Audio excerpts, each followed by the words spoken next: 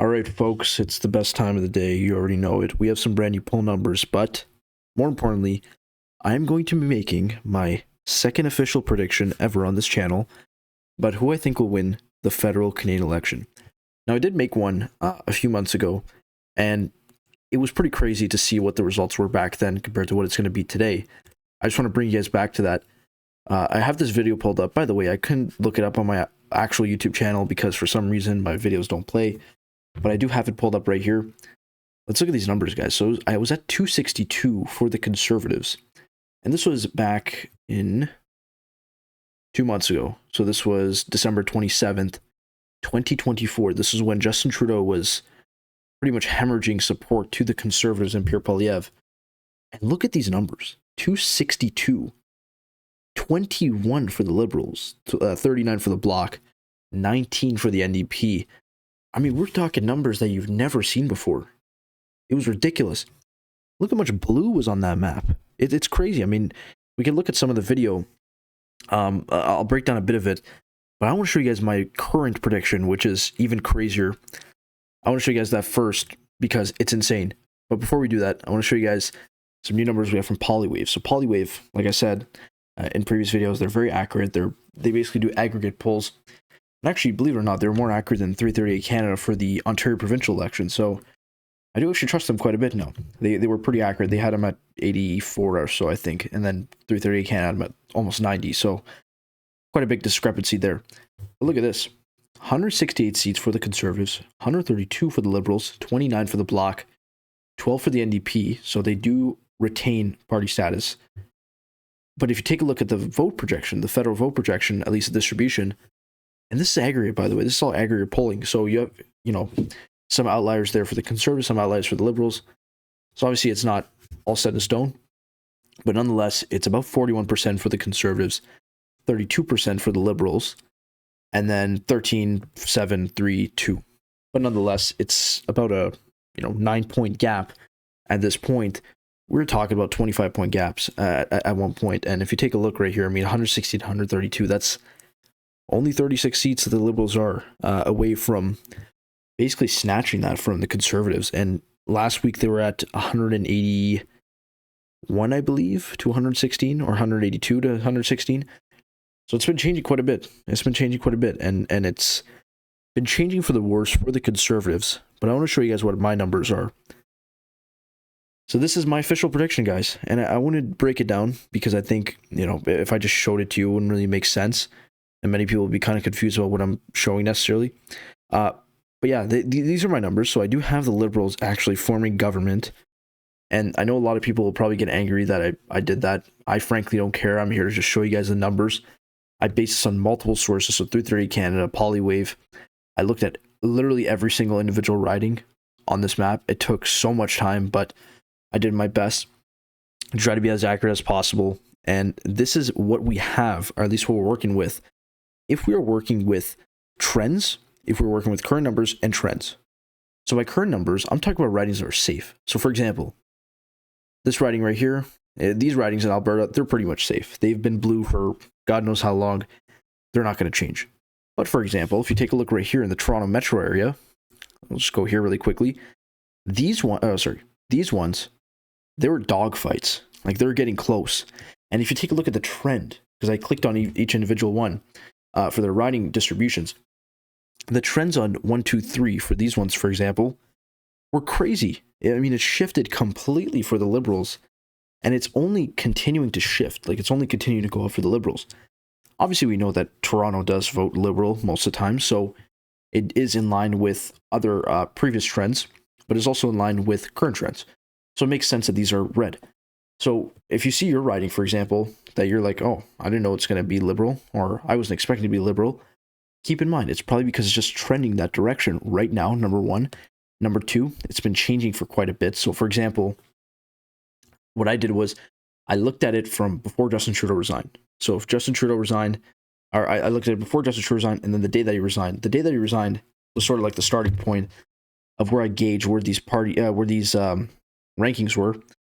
So for example, there was like one riding, it was like 60 to 20 for the Conservatives, and then now it's like 42 to 31 or something like that. So they're getting closer and closer. Now, those ones, for example, like an 11-point gap, I'm not going to give that to the Liberals yet because I think that would be unfair. But if it's like, if it went from a 50-point lead, or it went from 50 to 40 when Trudeau resigned, and then it goes to, 42 to 41 in favor of the Conservatives, it would be fair to assume that the Liberals are going to be winning in that riding, right? And if you just look at the trend, if you look at these trends in these specific areas, they do show a very interesting, overall trend, which is that the Liberals are making inroads in these suburban areas where they need to win, because they've been relying on those suburban areas for a very long time to win elections, and they need to win them. They need to win them. I will say one thing, though. I mean, 169 seats, when you go from that, or when you're at 169 right now, we had him at 21. Okay, we had him at 21 before. This is the last time I made my prediction. That's like 148 seats. I mean, that's a ridiculous amount. The Conservatives were at 262. They're not 136. I mean, they almost lost half of their seats. So it's crazy. I mean, it's insane. Now, the Liberals would form a minority government. I know some people are going to be mad at this. They're going to be like, you can't get ahead of yourself. I think that's a fair point to make. However, if you do base it on trends, and you do base it on the current available data, I went through every single riding. Like, I'm not joking. I spent literally hours going through every single riding so that I made sure that this was very accurate. So this was a pretty well thought through video, but I knew it was necessary because this is a big video, and this is a big prediction. But in fairness, I think to all the people, respectfully, who are supporters of the Conservative Party, it can't be overstated that Pierre Polyev has completely messed up this campaign. Okay, I mean, we are sort of in that unofficial campaign period, but he completely single-handedly threw away this election, or at least he's in the process of doing so, because clearly these numbers do not corroborate a leader whose whole brand was basically built on dominating and destroying pretty much every single person that got in his way. And that was sort of what Pierre Polyev was for many months. But look where he's at now. I mean, this is... And I actually tried to be pretty conservative, no pun intended, in my analyses. So, for example, if I saw a riding that was like 5 points away, but was still trending for the Liberals, I still gave that to Conservatives. It was when you sort of came to that gap of like 4 or less points, where I was like, okay, I don't know. But for all the other ones, anything 5 and above, I was pretty conservative. I was like, okay, this is going to X person, this is going to X person.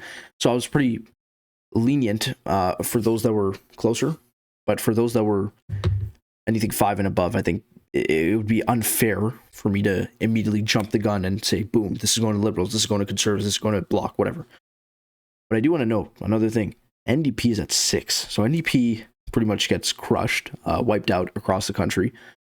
They do win this seat right here. And then they win a few in BC. I think they win 2 in BC. They actually do win 1 in Ontario, I believe. And then they win another 1 in Quebec. But the point is, this would be the worst case scenario for the Conservatives. And my question to people would be, just in general to the Conservative electorate, what can you do, or as a Conservative at least, I'm talking about the movement and Pierre Polyev, what can you do to try to change this narrative? Because this is no longer a one-off.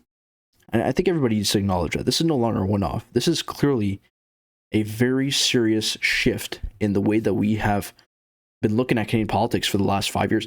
I mean, Justin Trudeau has been unpopular for 5 years or so. I mean, he's been unpopular for a very long time, but the last 5 years or so, it's kind of been disastrous. Ever since the pandemic, his approval ratings have been very low. So what do you do now if you're the Conservative Party? You're holding this lead. You were up 30 points at some times. You're up 25, 30, 27. All these numbers were beautiful for the Conservatives. They were at like 45, 47 to 20. I mean, there was a point where we were talking about the Liberals potentially facing the worst defeat in history for an incumbent party. That was what we were talking about. And literally in the span of 3 months, since Chrystia Freeland released that letter on that Monday day, that everything has changed. Like, everything has changed. And you see these numbers, they're not made up. These are not made up numbers. Montreal, look how much red is in Montreal. And yes, I did make sure to look at all these ridings. Look at the red. I mean, there is this one NDP riding, and then there's that one Bloc riding. But the Liberals are wiping Montreal. They're wiping the floor with Montreal. PI. I know a lot of people have some questions about whether PI is going to have maybe one conservative riding or not. I was looking at the trends, and it's pretty much all red. It's all red. But I do want to note, I mean, the Conservatives, their biggest challenge is going to be this. You see this blue right here? I mean, around this area? If they start losing a hold of this, they're going to be in some serious trouble. Like, serious trouble. I mean, we're already talking about the Liberals making inroads in BC. I mean, they were not doing too well in BC. They're not doing too well in Vancouver, especially. Now they're not doing too bad. Still not great, obviously, but the overall message or the overarching theme that we see here is that the Liberals are making serious inroads in the cities. So large city metropolitan centers, Vancouver, maybe not Calgary, Edmonton, but Toronto for sure, Montreal, and then Ottawa. I mean, Ottawa too, it's all red. Literally all red. So you just see this. When you see it at face value, you don't get the whole story right away because you have to look in deeper. So I'm just going to be analyzing a few key areas that I do want to point out, and then I'll end the video because I think there's no point in me yapping, you know, as they would say, because it's called Yap-Ems. I know, probably not a great one. But anyways, let's talk about Vancouver first. So Vancouver, a lot of blue still. I mean, you see the blue sort of in the southeast area, but nonetheless, you see a lot of red as well. So the red is sort of trending on the west side, and you do see some NDP as well, but overwhelmingly it is red overall. And if you take a look right here on the bigger map, yeah, there's a lot of red. And so when you look at this, you're like, oh, they're doing pretty well. But they're not doing too well because overall in BC, it's not going too well for the Liberals, but they're making inroads in Vancouver. Next up, we got Winnipeg. Winnipeg is an interesting one. Winnipeg is actually a very interesting one. I want to note that. I've never been to Winnipeg, so if anyone has, shout out to you guys, or if anyone lives in Winnipeg, shout out to you guys. But Winnipeg is kind of split. I mean, they're kind of split from the east and the west. The west side loves the Liberals because they've been pretty solid Liberal, at least based on the polls I saw. And so I gave it to them for the west side. And then the east side is blue. But it's interesting because Winnipeg is, or I should say Manitoba in general, is actually run by an NDP premier. So you would expect a bit more orange. I don't know if that's the same federally, obviously. So I'm not too well versed in Manitoba politics, but that's sort of the trend you would expect. If there is anybody from Manitoba that would like to explain maybe why this is the case. I mean, it's only 2 ridings, but still, maybe why this is the case, why there's a divide. Please let me know. I'm actually very interested in what's going on there because that's pretty interesting. We'll end with Toronto at the end, but I want to go to Montreal really quickly. So Montreal is a big one. So Montreal, we were talking about the Bloc pretty much taking over. There was times that we were talking about the Bloc potentially winning 60 seats. I mean, you take a look right here. It's 39, but still, they're still doing pretty good overall. And I think when you look at the Bloc right now, they're not doing too well. They're not doing too well because they went from 39 to 30. And that's not great, especially when you're at a point where your party sort of needs to win a lot of seats in Quebec in order to sort of stay relevant. Because the Bloc, what happened with them was, we're talking about them being the official opposition. For them, in December, it was like, yeah, we got to go for an election. Now it's like, yeah, I mean, we could go for an election, but we sort of need to retain the amount of seats we're projected to win, which was sort of in the range of 39 to about 60 at times. So I think it would be necessary for them to hold off. It would be best for them, I should say, to hold off on an election delay, try to buy more time. Because Yves-François Blanchet, whatever you think about him, it doesn't really matter. That guy's really charismatic, so he definitely knows how to rile up a crowd. And he's very good at speaking to people, especially in French. His French is really good, obviously, because he's from Quebec. So he needs more time. His party needs more time to sort of recoup where they were supposed to be at if the election were to have been called in December or even earlier. Next up, we'll go to Ottawa. So Ottawa, not much to say here. I mean, it's all red. It's all red. Ottawa has always been typically red, but then again, there was some blue last time I made this video. So yeah, take a look right here. If we go right here, zoom in. Ottawa was seeing some red, or sorry, some blue, sorry. They're seeing some blue. And there was some red, but they were not completely sure about where they wanted to go in terms of their voting.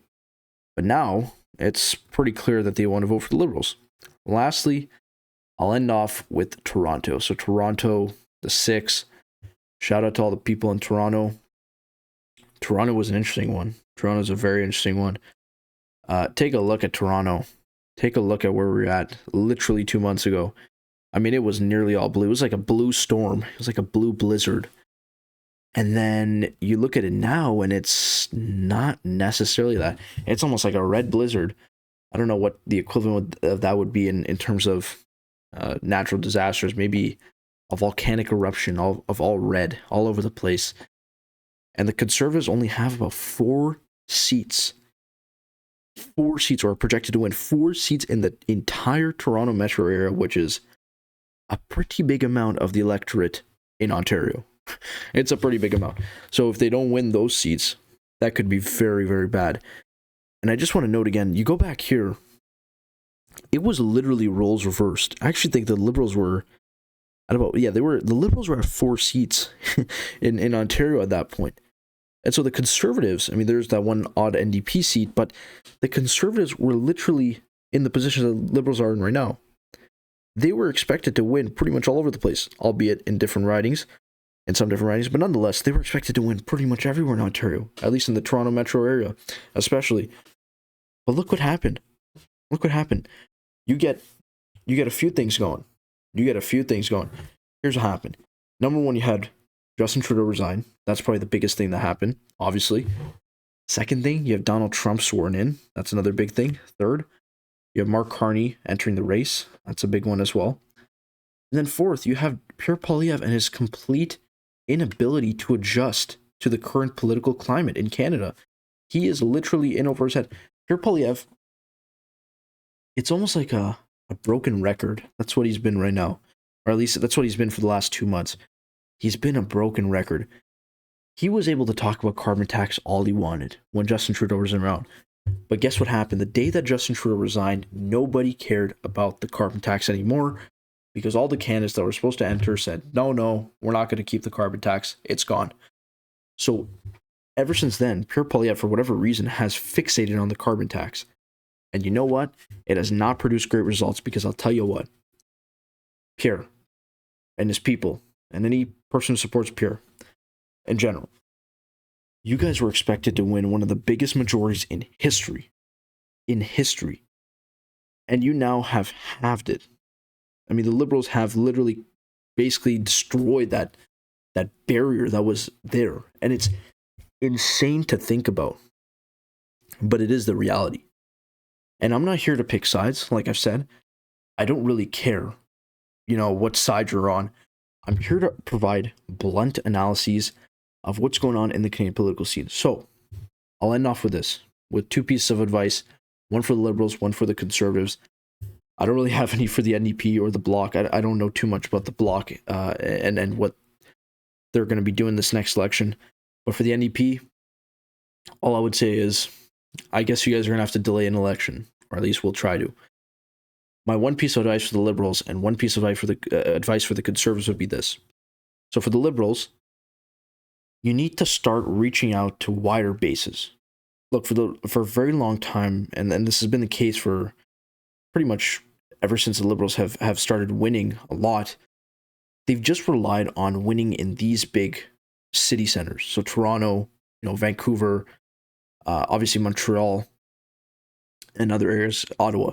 So those are sort of the areas that they focus on. But you got to keep in mind, there is a lot of the rest of the country. There's a lot of people across the country. I mean, Alberta, there's only that one riding in Calgary that they might win, which I did actually put down for the Liberals. They were winning by a sizable amount in the riding, or in the poll that I checked. But you guys need to start reaching out to bigger base, because this cannot be representative of all the people's interests. I mean, there's a lot of people in northern BC. There's a lot of people in even central Alberta, right? There's a lot of people in southern Saskatchewan. There's a lot of people that are just never going to vote Liberal. So Liberals' challenge is going to be, how are they going to reach out to these people? How are they going to reach out to them? And ultimately, I'll be honest with you guys, they could very well be the deciding factor. I mean, these ridings, you add them up. I mean, maybe the Liberals won't flip them, but you add them up, and it's a huge portion of Pierre Poilievre's base. So they need this, the Conservatives. So if the Liberals can sort of break through, that would be helpful for them, for the Conservatives. It's very simple. What you were doing before the election does not work anymore. Or sorry, before Trudeau's resignation does not work anymore.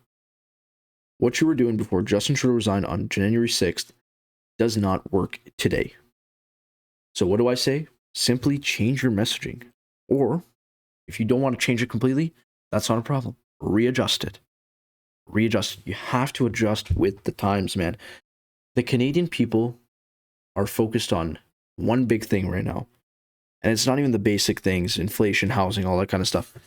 It's about our sovereignty, man. It's about our sovereignty. That's going to be the issue for the next God knows how long until Trump decides to impose the tariffs. He's saying March 4th. Not sure if it's going to happen. He's bluffed many times. It's 4 days from now, by the way. And I also wanted to make a video about the whole Ukraine thing. That was ridiculous. That's insane. What happened today? I've never seen that in my life with politics ever. It's one of the craziest things that's happened. The meeting between Trump and Vance, I should say, and Zelensky. That was crazy. And it was not crazy in a good way. Like, that was disgusting, kind of. The fact that they treated the poor guy and they tag teamed him. I'm referring to Zelensky. He got tag teamed for no reason. I mean, the guy was there to sign a deal that would be beneficial pretty much solely to the US, and he got berated for no reason. But that's another story for another day.